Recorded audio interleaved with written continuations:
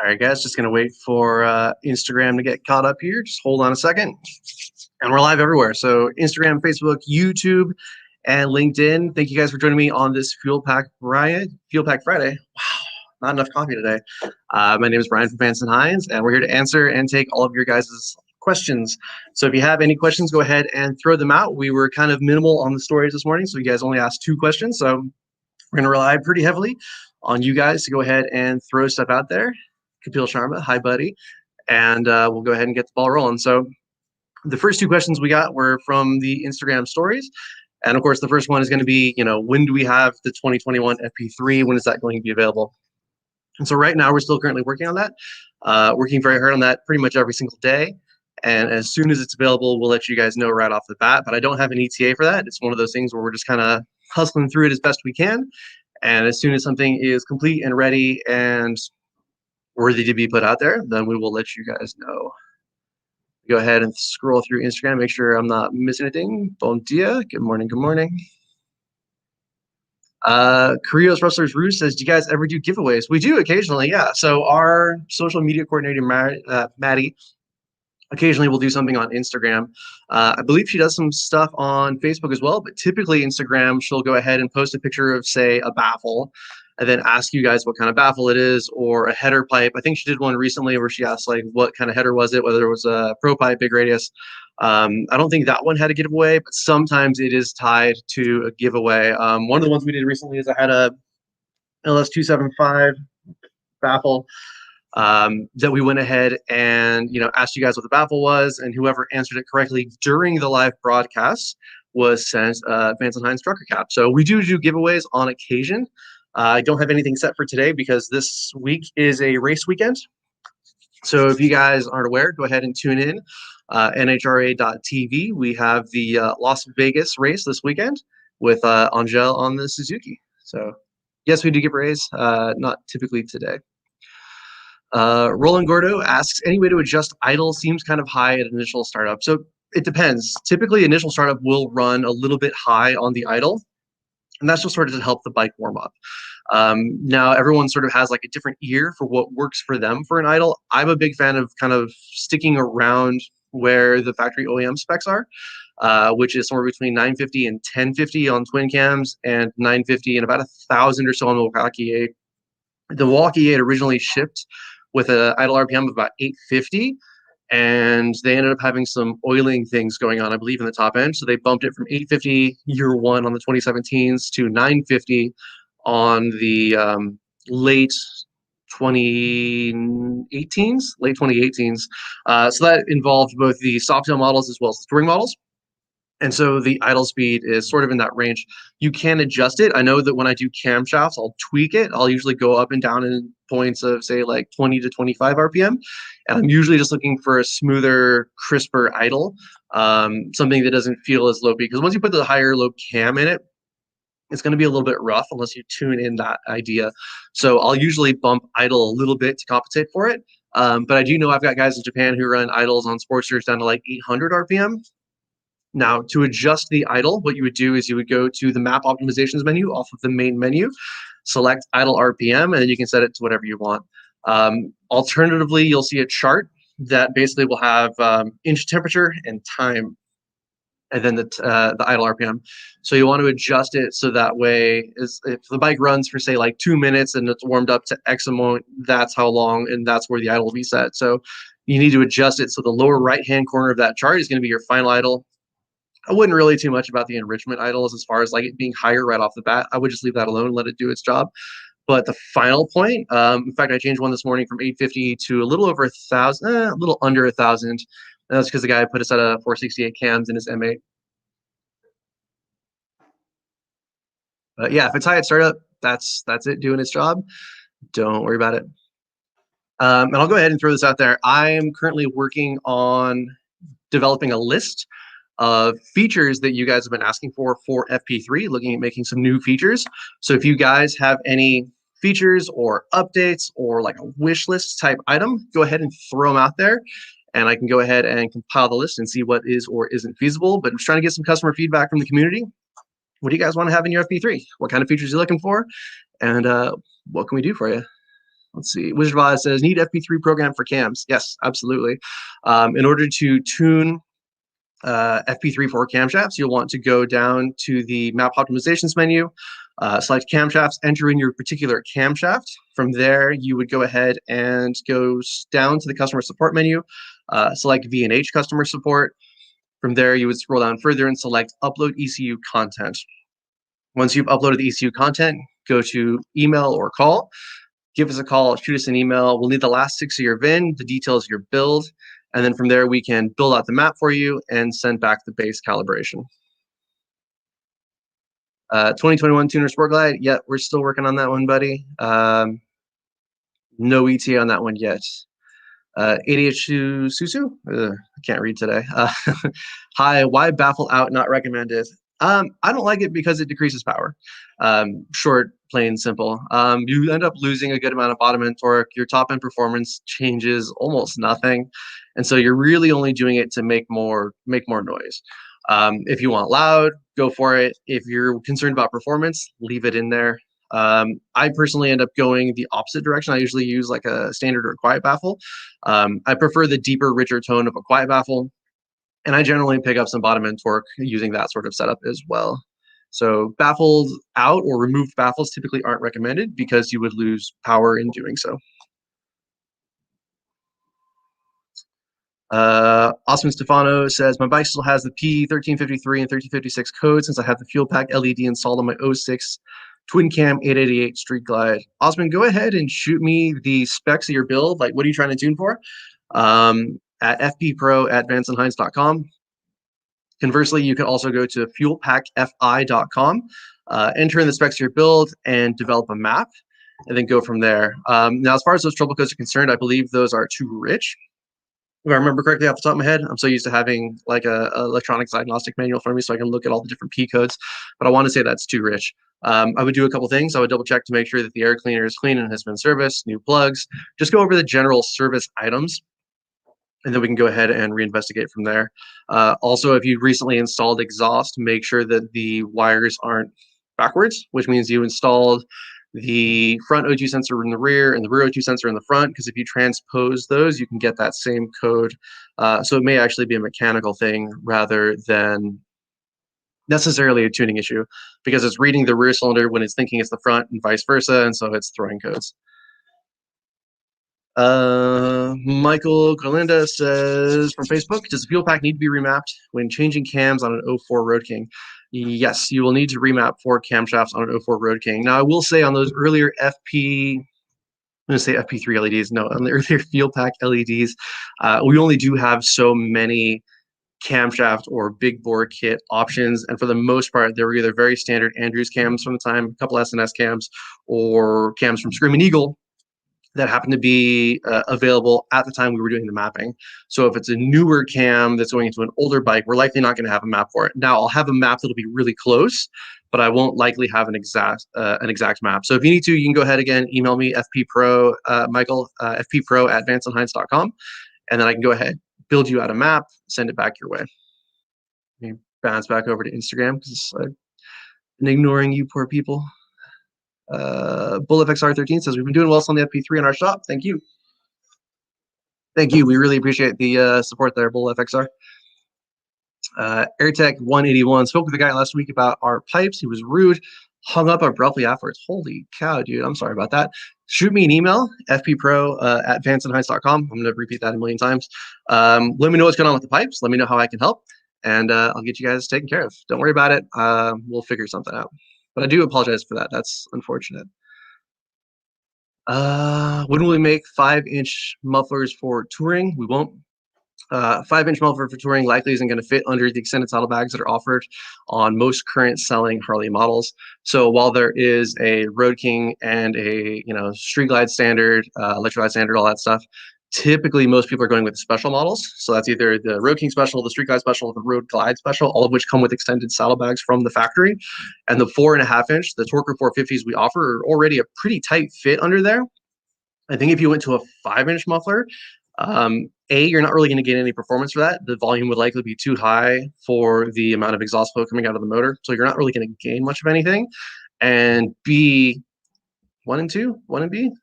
Long and short is it's going to be too big to fit that recess that's created with the rear fender skirt and the extended saddlebag to the point where it would likely melt something. So we're likely not going to create a 5-inch. See, Vince Siller on Facebook asks, which slip-ons are better for 19 Street Bob FXBB? Planning on an SNS 475, 465C later on. If you're looking at slip-ons, I personally would prefer the Eliminator 300s over the twin/3-inch. And I say this for a couple reasons. One, the twin/3-inch are Lubricore baffle. So while they flow a little bit better, they're kind of a harsher, more aggressive tone. I know that's what like typically people go for Harley tones, but I tend to kind of go like deeper, warmer, richer. So I like the Eliminator 300s. The nice thing about the Eliminator 300s too is they're a perforated core, light fiber wrap, CNC baffle. So I think the look is a little bit more premium. The sound is a bit more premium.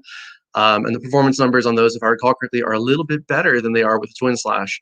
And then there's also optional quiet baffles. I don't know what a camshaft would look like power-wise with a quiet baffle, although I'd likely to say that the bottom end would pick up a bit. It's probably a good pairing. Bryan, powered by coffee. Rich B55, how about the new Pro Stock motor? Can I talk about that? I could, but I don't know a whole heck of a lot about it. I know a little bit. I know about as much as you guys. I know it's 160-inch NHRA V-twin. It's going to go into the new, well, not the new, it's going to go into the Buell platform. And it's already been approved by the NHRA for using the Buell bodywork. So really, really cool setup. Looking forward to having teams using it, and we'll see what happens. But tune in for Angel this weekend to be racing in Vegas on that Suzuki. We'll go ahead and do the other question that was asked in the stories. Someone asked the difference between the stainless 2-in-1 upsweep and the high output 2-in-1. Well, the high output 2-in-1. Both Milwaukee stainless exhausts. One kicks up the upsweep, one goes out and it's a little bit shorter, the high output. And they asked the difference between the two. So mainly the difference is going to be aesthetic. And having ridden the two, I feel like the high output has a little bit more linear power. It doesn't have as much of a sticking point, I think, as the upsweep. To me, it feels like it flows better. Performance numbers are pretty similar as far as like wide open throttle dyno pulls. So if you're looking for like min-maxing, I wouldn't stress too much about that. I would go for what you like the look of and just know that something like a high output is going to fit bikes with bags a little bit better than, you know, an upsweep. I've got bags in my Dyna, and so as a result, I use the Pro Pipe. I had an upsweep for a bit, but because I ride with a passenger, my wife had her boot, you know, like hovering just above the high output, just above the, the stainless 2-in-1 upsweep. So I went back to the Pro Pipe. If I had a Milwaukee 8, I would have to choose between the Pro Pipe and the high output, again, because I like to put bags on it. And I think it's a little bit easier for a passenger to not have to deal with the muffler, depending on the height of the heel of the boots. My wife doesn't really wear heels. I mean, she like inch and a half, and they came really close to the muffler body. So we promptly switched back to the Pro Pipe for that reason alone. Balky official says, hey, VH high output short 2-to-1 on my 17 dyno rider. Congrats, buddy. You got one of the earlier ones out there then. That's awesome. Can I install thudder headers, thudder cones, slip-ons, V&H high output short headers? Are they suitable? Thanks. I don't know. I'm not certain if that's going to fit. I don't know if the ID of that muffler fits the OD of the collector. You could try. But I have no idea. I think if you were going to do that, I would honestly just sell the high output and go to a Pro Pipe and be done with it. Because you're basically trying to accomplish the same sort of thing, but you're going to end up with like a hodgepodge system. And the map for it isn't necessarily going to be dyno tuned like the ones we would have here for the Pro Pipe. Where me, if you had a 17 lowrider, what I would do is I would likely just get the Pro Pipe, not worry about modifying it, sell it to somebody, get the money back, use that money towards the Pro Pipe. It's likely going to be the same price as buying an accessory muffler or cheaper. And then you know everything fits. You don't have to mess with it. You don't have to do any fabrication work. That would be my 2 cents. See, Miles Decker on Facebook says, shout out, 19 Road King, installed the VO2 naked air cleaner, Monster V pipes, power duals, and FP3. Amazing setup. Awesome, Miles. Thank you for the feedback. And again, we really appreciate your guys' support. That's awesome. Love hearing that kind of stuff. And again, Miles, thank you. One of you guys just sent me an email, so that's cool. Can I go below 1,000 RPM on my injection bike? Is there an effect on how it sounds through the pipes as it is? The answer is yes, you can. I don't personally recommend it. Factory rating is 950 to 1050 on twin cams. Basically, think about 1,000 RPM. 1,000 RPM is sort of the middle road for idle speed. You can go below that. No guarantees you're not going to have engine problems. I do know there are a lot of guys currently running FP3 in Japan who set the idle at 800 and they tune for it thusly, so that way it's not running too lean. My concern with that would be oil pressure getting to my top end.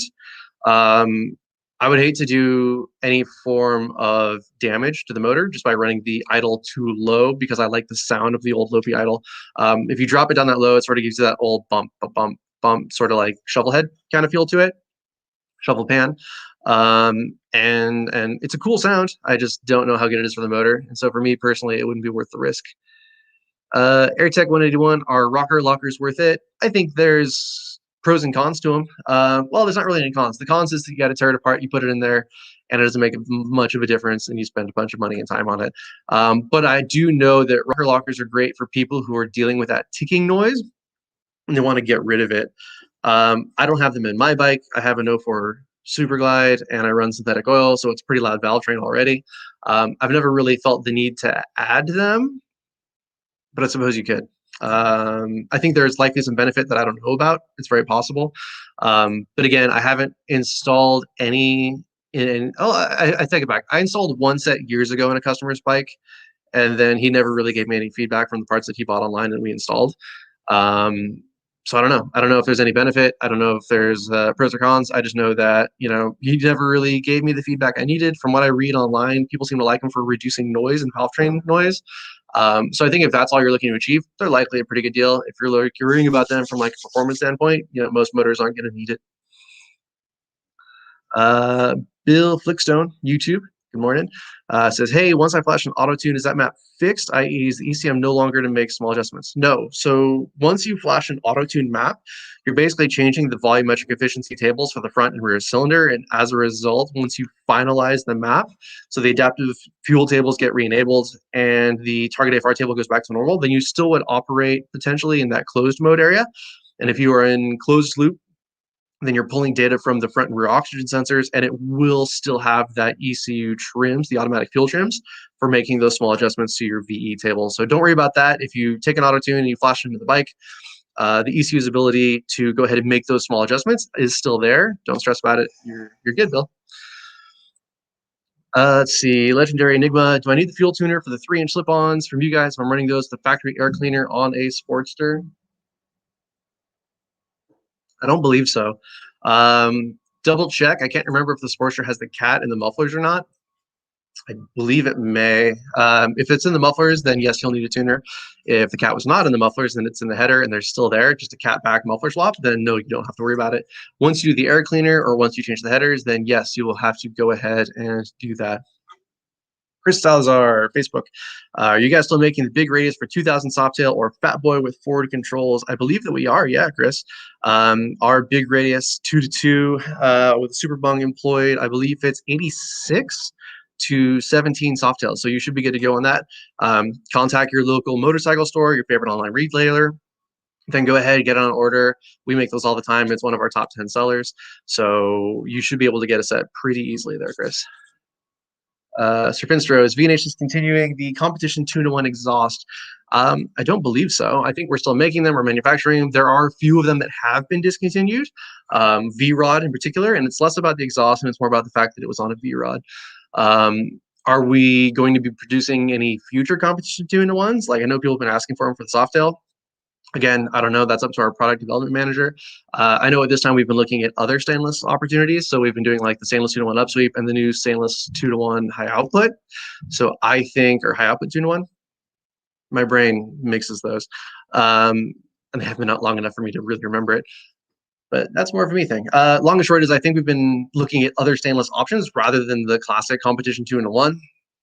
We're not discontinuing it. I know we're still making it. But certain competition 2-to-1s have been discontinued, particularly for the V-Rod models. Osman Stefano says, done a complete teardown, check of the plans of the bike and the reassemble, change plugs, cables, fuel pump, lines, filters, regulator, clean throttle body injectors, but installed a 2-to-2 SNS exhaust and a filter. And since I've installed mufflers on the 2-to-2 SNS. Yeah, buddy, again, just shoot me an email, fppro@vancehines.com. Just take that message you sent, copy, paste. Remind me again the year, make, model of the bike. I think you said it was a Road King. And I'll go ahead and I'll find you a map for that thing. Let's see here. Whoa. Bad thing. Donkey Serape. Hey man, got some information about the exhaust system for 2021 Harley. Here in Mexico, new Softail. It's got 2 oxygen sensors. Yeah, so HDI bikes, international Harley Davidson motorcycles now follow what is referred to as like Euro 5 compliancy. So there is an additional set of oxygen sensors after the catalytic converter. So you've got a set going into the cat and a set coming out of the cat. And the idea behind that is it's verifying that the cat is A, still there, and B, still functioning properly, similar to how it is currently on, say, like automobiles. We're currently working with some dealers in UK and Mexico to see about making mufflers available for the Euro 5, for the HDI bikes. We just don't have an answer for it currently. What's up on that new stainless 2-in-1 competition pipe drag? Bullfix R13, nice pipe, really, really good amount of low end torque, revs out nicely. I really like it. I took it out on the Fat Bob. So the shoot you've seen with the Fat Bob on the beach, I got to ride it out there and it was awesome. Love that pipe. It's available now. They back ordered super fast. So you guys ordered them in like crazy record time. And so what ended up happening is I think we shipped out a good amount. They got sold and back ordered. We sent out more. Those also got sold out and went on back order. And so now I know the next big shipment of those is supposed to be leaving, I want to say mid to late May. So there should be more of those on the market in the next month to month and a half. Tim Crab, Facebook, bought a VH Pro Comp 2-to-1 for my 07 V-Rod. Can't wait to put them on. Tim, good job finding those. Those are discontinued. So I hope you enjoy them. I know a lot of people are really, really happy with that exhaust. My first bike I ever rode to the competition 2-to-1 was a V-Rod test ride at the dealership after doing a service on it. And I liked the pipe then, and I still like it now. Let's see. Skipper VFC's got SNS Sidewinder, came with quiet baffle. Is the normal baffle built inside of the exhaust? Yes. So SNS pipes come with a decibel reducer, a dB killer, whatever you want to call it. I believe all you have to do is pull that reducer out, and then you're good to go. So the standard baffle is built in. The quiet insert goes with it. So all you have to do is pull that insert, and then it turns into a standard baffle. So it should be all built in. If you need to, double check the instruction manual. I'm not sure how to do it. More than likely, it's pull end cap, yank the thing out, or it's just unbolted and pull it out. But yeah, you should be able to yank that and wake it up a little bit. Bill Flickstone, map for the twin slash round says 850 idle RPM. Guess that's okay on my M8. Also had a problem having an FP3 delivered here in Vietnam. You guys are very patient and helpful. Cool. I'm glad we could get it to you. 850 is what Harley set it at initially. I believe that's what our maps are based on. Me personally, I would take that and I would bump it up to 950 just because that is the current value that is set by Harley Davidson. So I would change it to 950. But 850 is likely fine. Let me scroll through here. Hello from Brazil. Good morning. Good morning. Love the FP3. Appreciate it. PS5.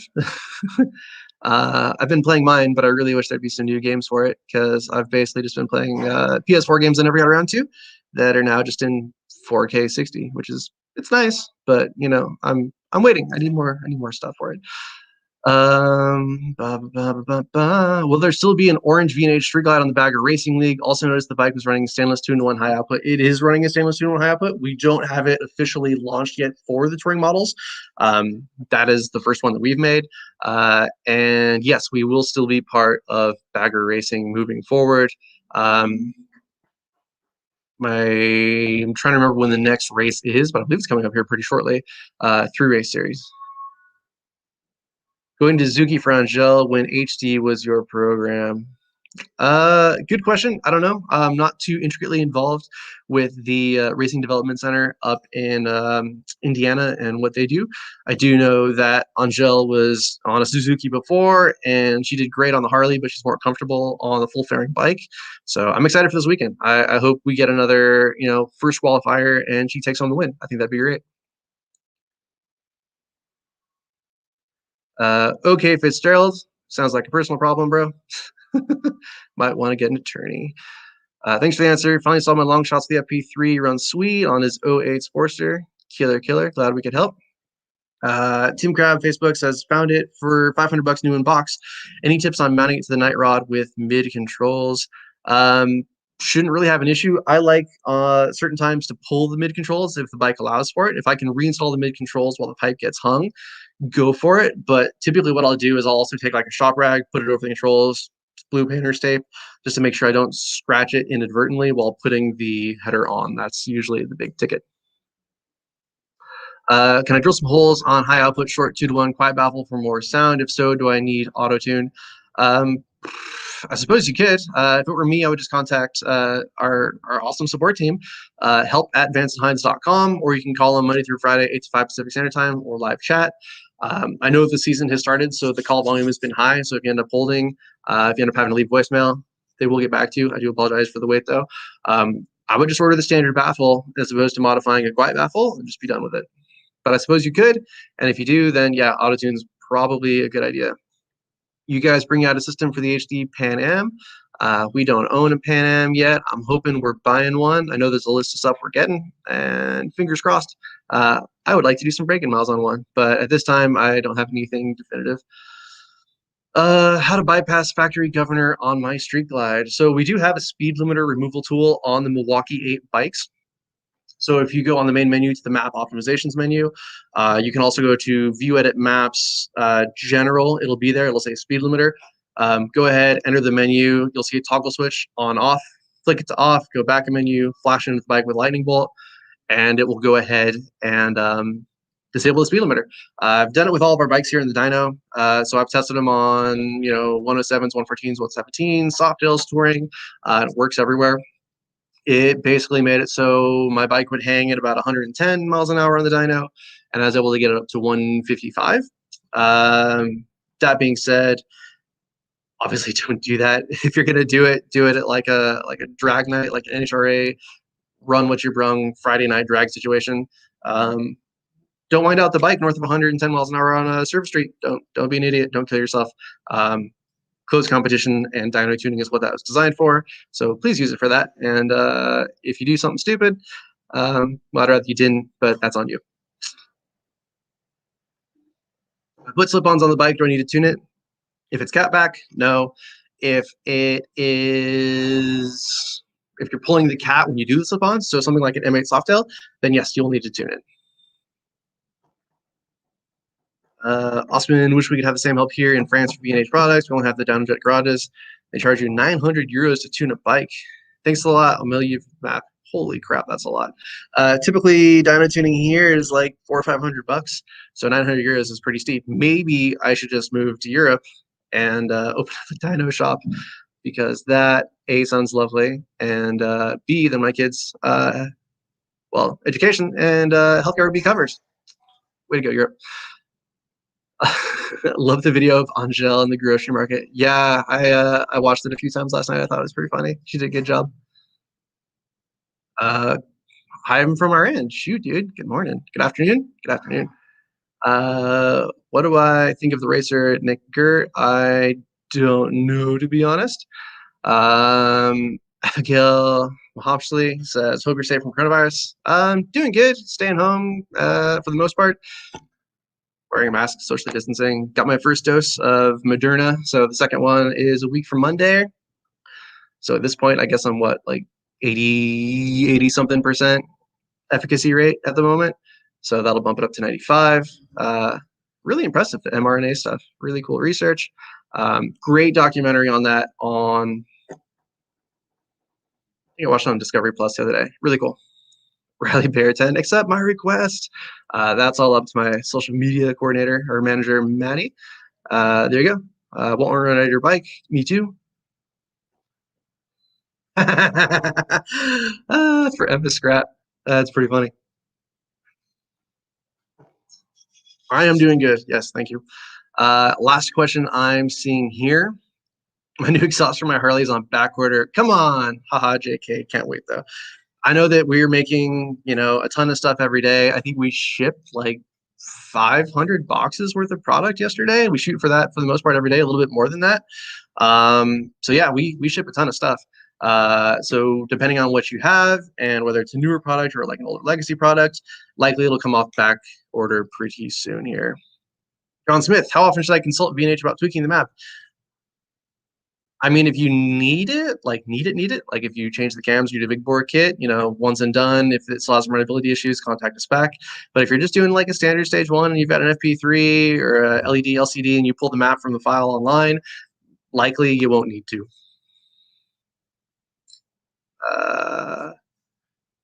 Why doesn't your powder coating match Harley Davidson flat black? We have kicked around the idea of doing a textured black. If you buy our slip-ons, they do come in a textured black. So if you buy a Milwaukee 8 slip-on, it'll match the Milwaukee 8 Softail header. That's true for, I believe, the Twin Slash 3-inch as well as the Eliminator 300. I've tried to convince people to do that with the touring, but right now I think it's something that we're still investigating. But with more people doing like slip-ons only, I think a Torker 450 in textured would be killer. If you guys agree, go ahead and leave a comment, and maybe I'll run it upstairs and hopefully get them to look at it a bit more closely. So that's it, guys. You've been going 31 minutes. HD La Cruz, hola, buenos dias. If we have any more questions, go ahead and drop them into the comment section below. I will go ahead and answer them throughout the day on social media. But thank you guys again for joining me on another Fuelpak Friday, and we'll catch you guys later.